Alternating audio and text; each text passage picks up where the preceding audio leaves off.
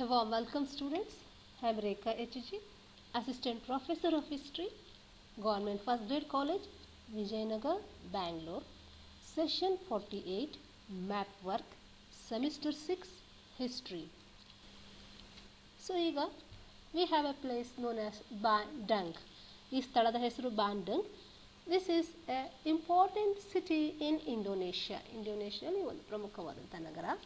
In 1955, Afro-Asian Conference was held. ಇಲ್ಲಿ Afro-Asian conference ಅಂತಂದರೆ ಆಗ ತಾನೇ ಸ್ವತಂತ್ರಗೊಂಡ ಏಷ್ಯಾ ಮತ್ತು ಆಫ್ರಿಕಾ ರಾಷ್ಟ್ರಗಳು ಎರಡನೇ ಮಹಾಯುದ್ಧದ ನಂತರದ ಕಾಲದಲ್ಲಿ ಒಂದು ಕಾನ್ಫರೆನ್ಸ್ ಮಾಡ್ಕೊಳ್ತಾರೆ.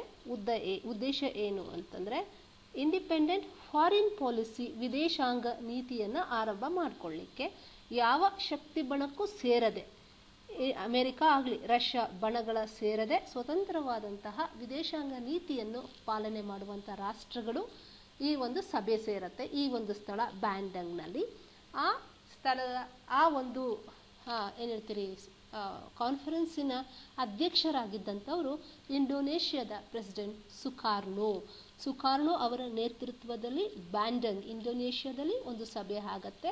ಉದ್ದೇಶ ಏನು ಅಂತಂದರೆ ಒಂದು ರೀತಿಯಾದಂತಹ ಅಲಿಪ್ತ ನೀತಿಯನ್ನು ಜಾರಿಗೆ ತರೋ ಒಂದು ಪ್ರಯತ್ನ. ಆಗ ತಾನೇ ಸ್ವತಂತ್ರಗೊಂಡ ಆಫ್ರೋ ಏಷ್ಯನ್ ರಾಷ್ಟ್ರಗಳು ಒಂದು ಕೂಟವನ್ನು ರಚನೆ ಮಾಡಿಕೊಳ್ಳುವಂಥದ್ದು.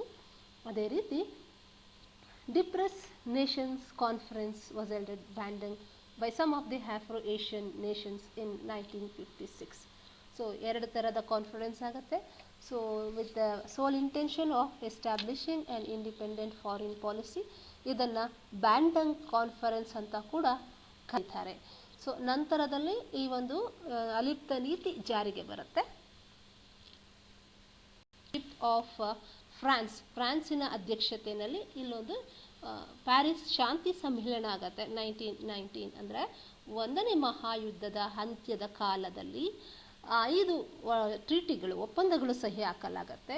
Treaty of Versailles, treaty of Trianon, treaty of saint ಅಗಸ್, ಒಂದು ಸೆವೆರ್ಸ್, ಈ ರೀತಿ ಹಲವಾರು ಒಪ್ಪಂದಗಳನ್ನು ಜಾರಿಗೆ ಬಂದಂತಹ ಸಮಯ. ಯಾಕೆ ಪ್ಯಾರಿಸನ್ನೇ ಚೂಸ್ ಮಾಡ್ಕೋತಾರೆ, ಯಾಕೆ ಫ್ರಾನ್ಸನ್ನೇ ಚೂಸ್ ಮಾಡ್ಕೋತಾರೆ? ಒಂದನೇ ಮಹಾಯುದ್ಧ ಅಂತ್ಯ ಆದ ಮೇಲೆ ಸ್ವತಂತ್ರ ರಾಷ್ಟ್ರಗಳ ಮೇಲೆ ಒಪ್ಪಂದಗಳನ್ನು ಏರಿಕೆ ಮಾಡಲಾಗತ್ತೆ. ಆ ಒಂದು ಜಾಗವನ್ನು ಪ್ಯಾರಿಸನ್ನೇ ಯಾಕೆ ಚೂಸ್ ಮಾಡ್ಕೋತಾರೆ ಅಂದರೆ ಫ್ರಾನ್ಸ್ಗೆ ಜರ್ಮನಿಯ ಆತಂಕ ಹೆಚ್ಚಿರುತ್ತೆ. ಸೊ ಜರ್ಮನಿಗೆ ಎಷ್ಟು ಸಮಸ್ಯೆ ನೀಡ್ಬೋದೋ ಅಷ್ಟು ನೀಡೋದಕ್ಕೆ ತನ್ನ ದೇಶದಿಂದ ಮಾತ್ರ ಸಾಧ್ಯ ಅಂತ ಅರ್ಥ ಮಾಡಿಕೊಂಡಂತಹ ಪ್ಯಾರಿಸ್ ಸೊ ಶಾಂತಿ ಸಮ್ಮೇಳನವನ್ನು ಪ್ಯಾರಿಸ್ನಲ್ಲೇ ಇಟ್ಕೊಳ್ಳುತ್ತೆ ಫ್ರಾನ್ಸ್. ಆ್ಯಂಡ್ ಆಲ್ಸೋ ಇದು ಹೆಡ್ ಕ್ವಾರ್ಟರ್ಸ್ ಆಫ್ UNO, ಅದು ಯುನೆಸ್ಕೋ. ಸೊ ಈ ಒಂದು ಪ್ಯಾರಿಸ್ನಲ್ಲಿ ಒಂದು ಏನು ಹೇಳ್ತೀರಿ ಉಪಾಂಗಗಳು ಅಂತ ಹೇಳ್ತೀವಿ ವಿಶ್ವಸಂಸ್ಥೆಯದ್ದು, ಯುನೆಸ್ಕೋ ಇಲ್ಲಿ ಸಿಚುಯೇಟ್ ಆಗಿರುವಂಥದ್ದು ಪ್ಯಾರಿಸ್ನಲ್ಲಿ. United nation emergency education social cultural association, UNESCO ಇಲ್ಲಿ ಕೇಂದ್ರ ಕಚೇರಿಯನ್ನು ಸ್ಥಾಪನೆ ಮಾಡ್ಕೊಂಡಿರುವಂಥದ್ದು. Initially it was the military center of ನ್ಯಾಟೋವಿನ ಮಿಲಿಟರಿ ಒಂದು ಕೇಂದ್ರವಾಗಿರುತ್ತೆ. ನಾರ್ತ್ ಅಟ್ಲಾಂಟಿಕ್ ಟ್ರೀಟಿ ಆರ್ಗನೈಸೇಷನನ್ನು 1949ರಲ್ಲಿ ಅಮೇರಿಕ ಅಸ್ತಿತ್ವಕ್ಕೆ ತಂದಾಗ ಆ ಅಟ್ಲಾಂಟಿಕ್ ಸಾಗರದ ಹತ್ರ ಇರುವಂಥ ರಾಷ್ಟ್ರ ಕೂಡ ಆಗತ್ತೆ ಫ್ರಾನ್ಸು ಕೂಡ ಒಂದು ಮೆಂಬರ್ಶಿಪ್ಪನ್ನು ಪಡ್ಕೊಳ್ಳುತ್ತೆ, ನ್ಯಾಟೋ ಮೆಂಬರ್ಶಿಪ್ಪು. ಅದೇ ರೀತಿ ಅದು ಒಂದು ಮಿಲಿಟರಿ ಕೇಂದ್ರ ಕೂಡ ಆಗುತ್ತೆ. ನ್ಯಾಟೋದ ಕೇಂದ್ರ ಆಗುತ್ತೆ Paris. Above all these things it is A very important historical place also. ಇದೊಂದು ಪ್ರಮುಖ ಏನು ಹೇಳ್ತೀರಿ tourism place. It is a famous tourist place. ಇಲ್ಲಿ ವಿಶ್ವ ಪ್ರಸಿದ್ಧಿ ಆಗಿರುವಂತಹ ಐಫಿಲ್ ಟವರ್ ಅನ್ನು ನೋಡೋದಕ್ಕೆ ಸಾಧ್ಯ ಆಗುತ್ತೆ. ಈ ಐಫಿಲ್ ಟವರ್ ಕೂಡ ಒಂದು ಯುನೆಸ್ಕೋ ನಿಗದಿಪಡಿಸಿರುವಂಥ ಒಂದು ವರ್ಲ್ಡ್ ಹೆರಿಟೇಜ್ ಮಾನ್ಯುಮೆಂಟ್ ಕೂಡ ಆಗಿರುವಂಥದ್ದು. Monument in the sense tower, ಅದೊಂದು ಟವರ್, ಐಫಿಲ್ ಟವರ್. ಅದು ಏನು ಹೇಳ್ತೀರಿ ಟವರ್ ಒಂದು okay it's A tower, it's A world heritage place ಆಗಿರುವಂಥ ಒಂದು ಪ್ಲೇಸ್. ಸೊ ಇಲ್ಲಿ ಟೂರಿಸಮ್ ಮಾಡೋದಕ್ಕೆ ತುಂಬ ಜನ ಬರುವಂಥದ್ದು. ಬಾಗ್ದಾದ್ ನೆನಪಿಟ್ಕೋಬೇಕು. Baghdad is a very old historical city. ಬಹಳ ಪ್ರಾಚೀನವಾದಂಥ ಒಂದು ಐತಿಹಾಸಿಕ ನಗರ. ಸೊ ಇಲ್ಲಿ ಪ್ರಮುಖ ಖಲೀಫರು, ರಾಜರು ಆಳ್ವಿಕೆ ಮಾಡಿದಂಥ ಒಂದು ಸ್ಥಳ Baghdad. Is the capital of ಇರಾಕಿನ ರಾಜಧಾನಿ. ಈಗ It is located on the banks of river Tigris. ಕೊಲ್ಲಿ ದೇಶ ಅಂತ ಕೂಡ ಹೇಳ್ತಾರೆ.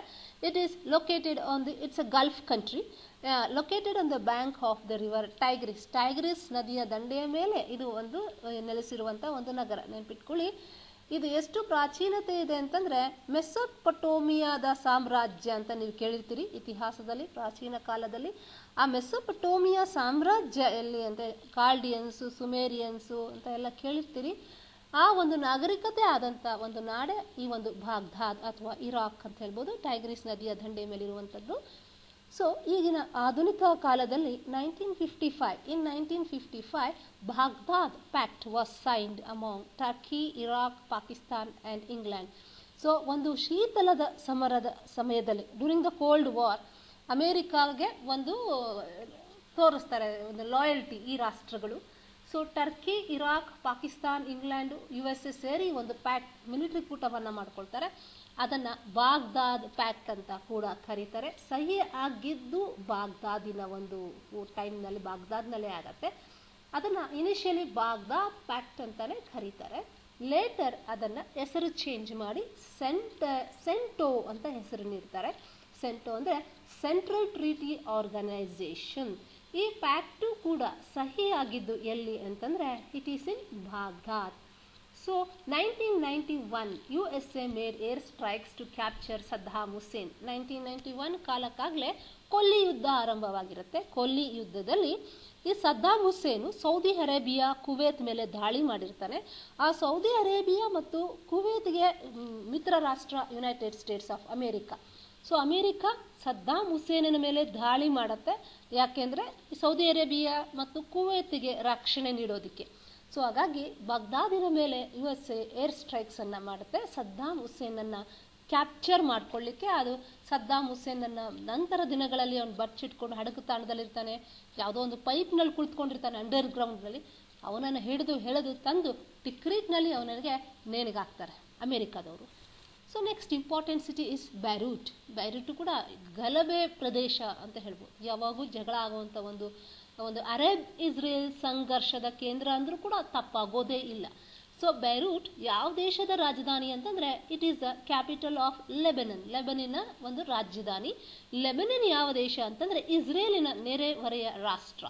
ಯಾವಾಗಲೂ ಲೆಬನಾನ್ ಇಸ್ರೇಲಿನ ಮೇಲೆ ದಾಳಿ ಮಾಡಿದ್ರೆ ಇಸ್ರೇಲ್ ಪ್ರತಿ ದಾಳಿ ಮಾಡಿ ಲೆಬನಾನನ್ನು ಸೋಲಿಸ್ತಾ ಇರುತ್ತೆ. ಹಾಗಾಗಿ this is the centre for Arab and Israel conflict. Arab ಮತ್ತು ಇಸ್ರೇಲರ ಒಂದು ಕಾನ್ಫ್ಲಿಕ್ಟ್ಗೆ ಒಂದು ಕೇಂದ್ರವಾಗಿರುವಂಥದ್ದು.